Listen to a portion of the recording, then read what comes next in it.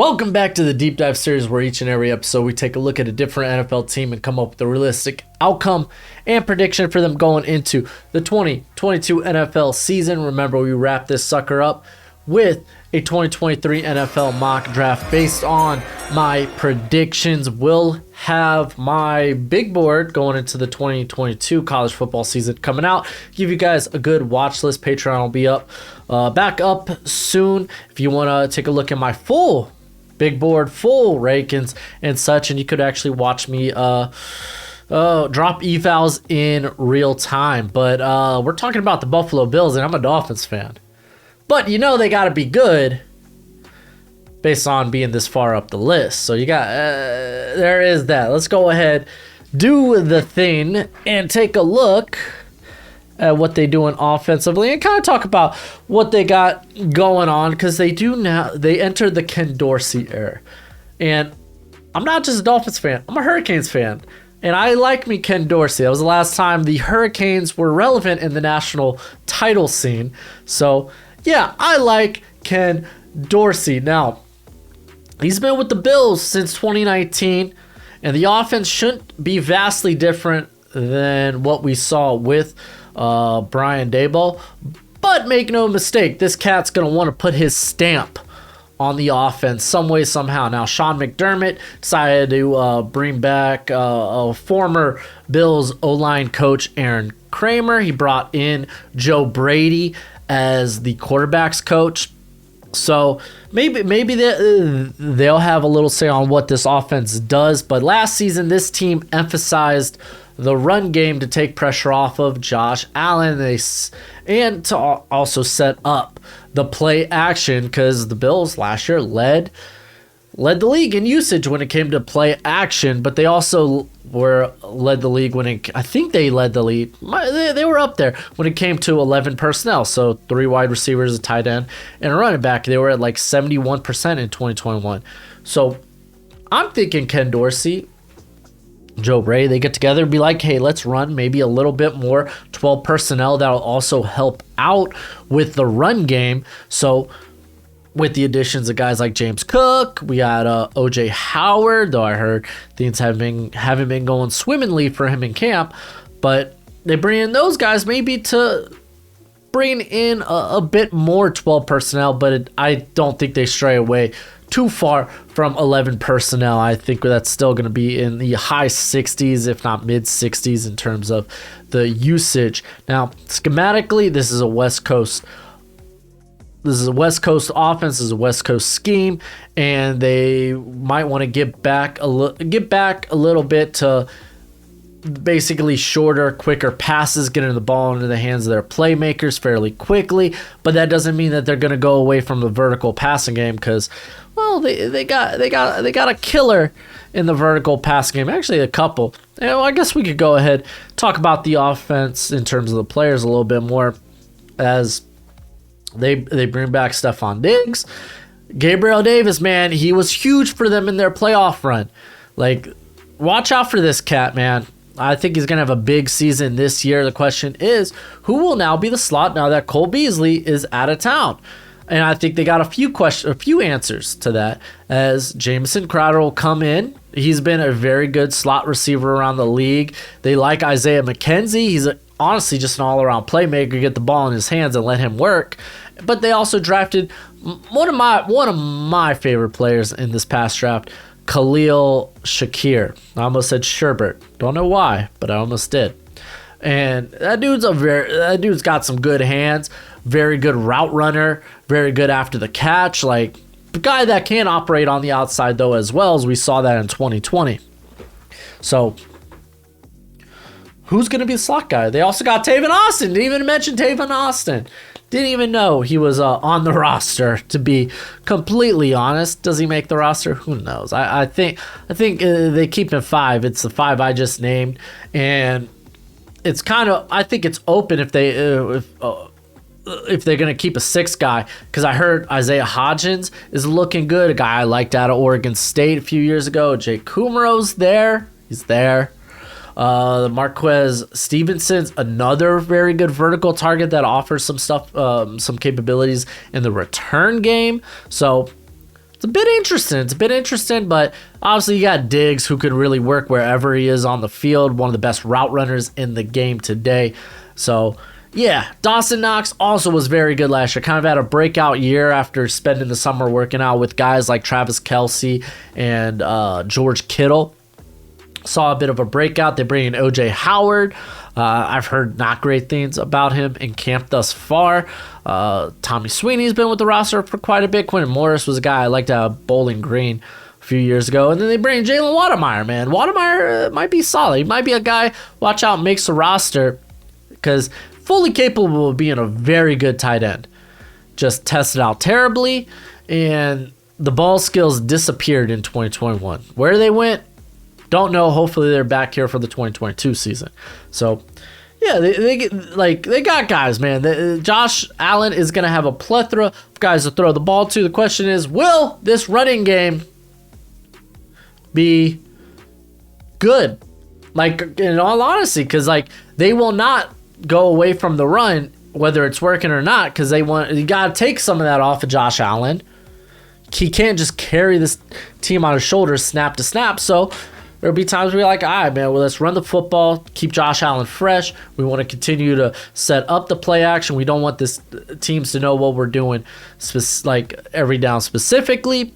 And it just hasn't worked with the tandem of Devin Singletary and Zach Moss. Singletary's been good in spurts, and it's just Moss, man, just hasn't been able to get off the ground. A guy that I loved out of the 2020 draft. So it breaks my heart a little bit. But the addition of James Cook, hey, this dude's going to be active in the passing game as a receiver. But, man, if they want to go to stretch plays, they could go to stretch plays. If they want to go to tosses, they could go to tosses. They could attack the outside in the run game with James Cook, and I think he does that for them. They also have Duke Johnson, who actually looked really good in Miami at points. When given opportunity, I think he makes the roster. They also have Tawan Jones. It's kind of whatever. I would take Duke Johnson over Jones. Blackshear out of Virginia Tech was nothing special. Reggie Gillum, been with the team for a minute. He'll make the roster. He's fine. Question is that interior going to play better? And I think it will. As they bring in Roger Saffold. He may be a vet, but he's pretty darn good. Mitch Morris, hopefully things, look a bit better this season. He was all right last year, but still there were concerns. Cody Ford, depth, that's fine. I like that. I like that a little bit better. So the right guard positions can be contested. They have Ryan Bates right now listed as a starter. As he actually saw some time last year.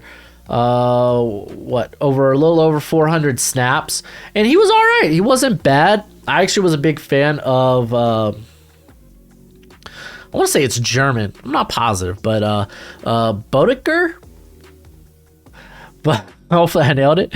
But I thought he was going to be a breakout guy this past season, and he was all right as a pass blocker, but again, wasn't that great in terms of what he can do as a run blocker. Didn't really open anything up as he was playing mainly left guard there last year.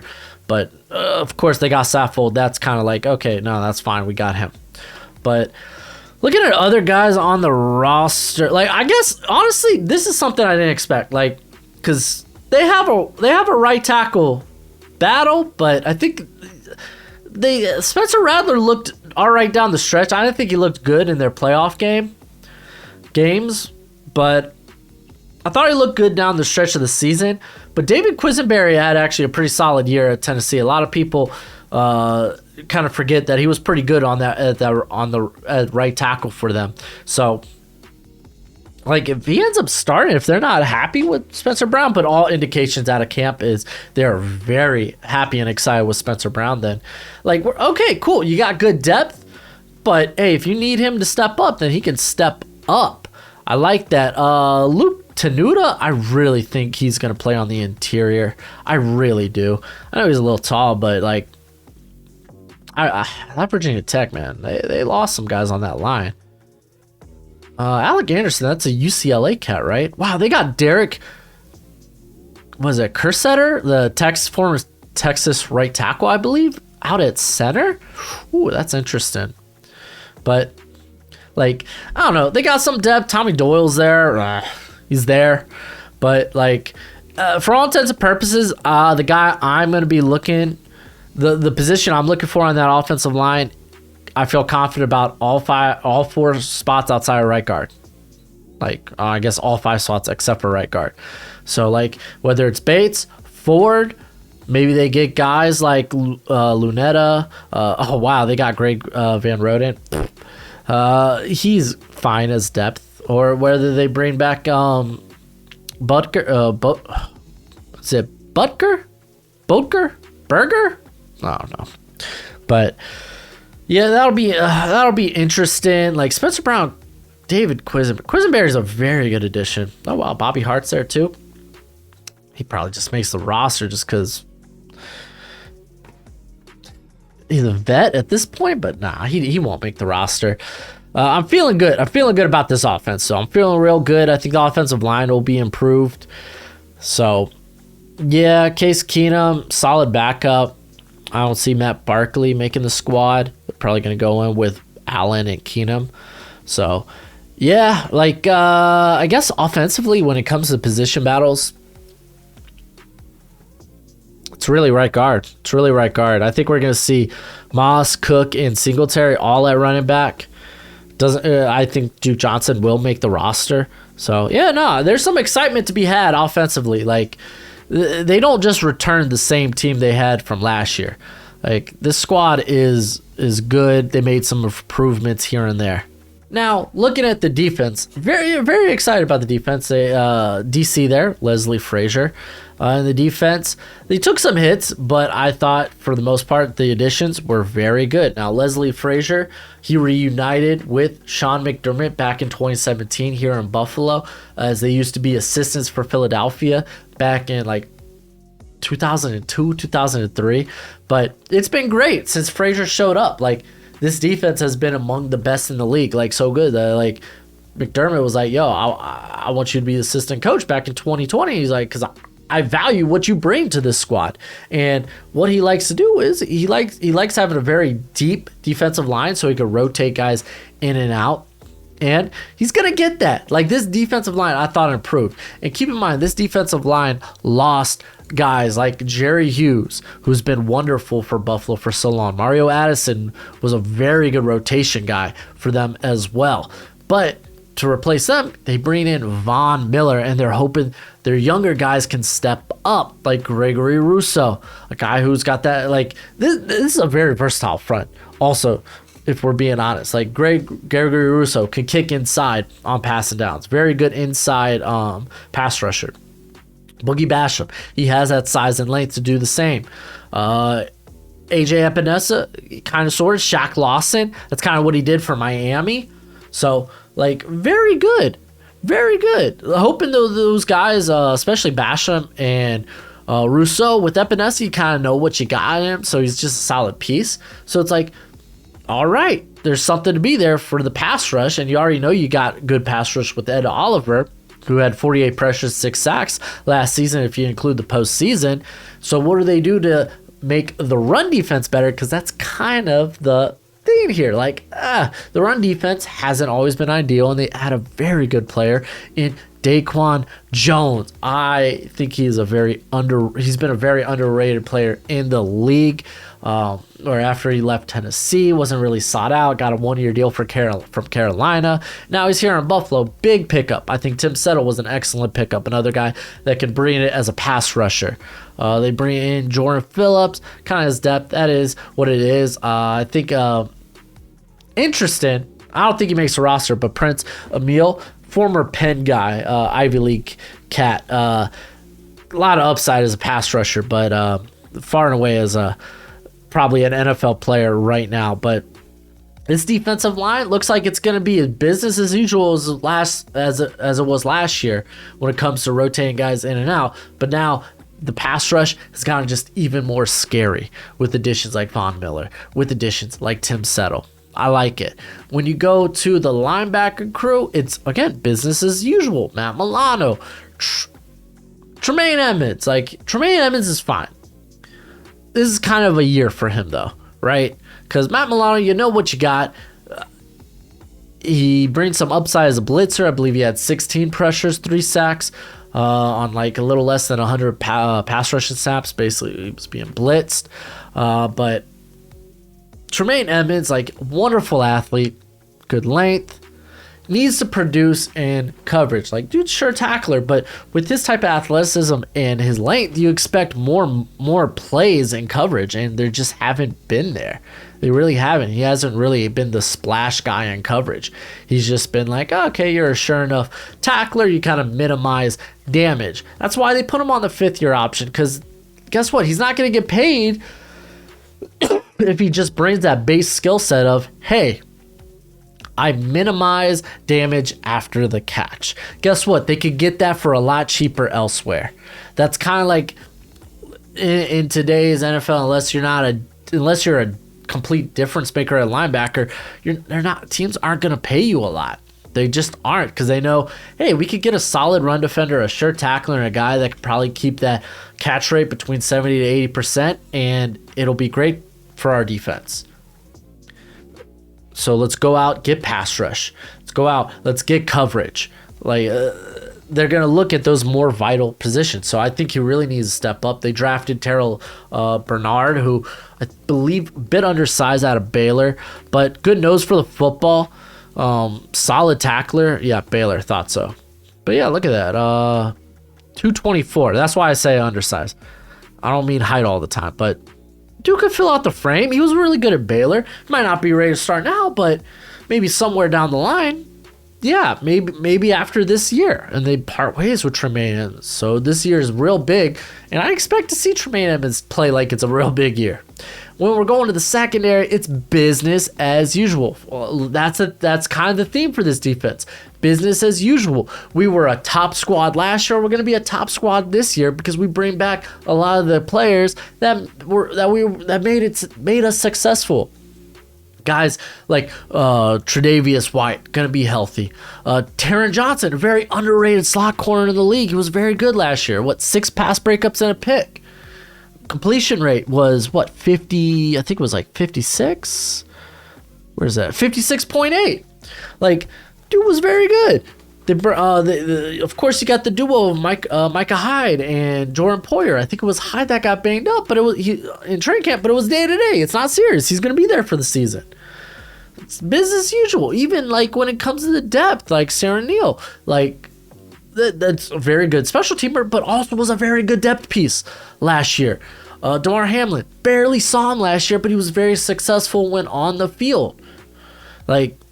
Watch out, Dane Jackson, very solid depth guy. You don't mind if he has to be your starter, but he showed hey, we have something in this young cat. And then they go out and they draft Kyer Elam. Probably, I thought, their best pickup of the off. Well, outside of Von Miller, best pickup of the off season. Was a huge fan, not just through the draft process, but through his past 3 seasons there at Florida. Dude's a ball hawk, man. Dude is. And when you have, we got our 5 starters there in at the defensive back. We got both our safeties, very good slot, very good outside corner, and your other outside corner is a rookie, but you're kind of confident in the depth you have with Dane Jackson. Then, dude, yeah, business as usual. This team's gonna clean up. I've heard really good things about Cam Lewis coming out of camp. Does he make roster? Who knows? But I've heard good things. Tim Harris has been a good special teamer, good depth guy back in San Fran.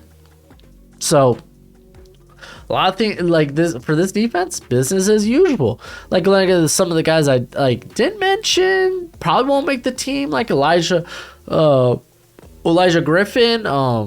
He was I guess a UDFA. He came out of USC, but he's got good size, good athleticism.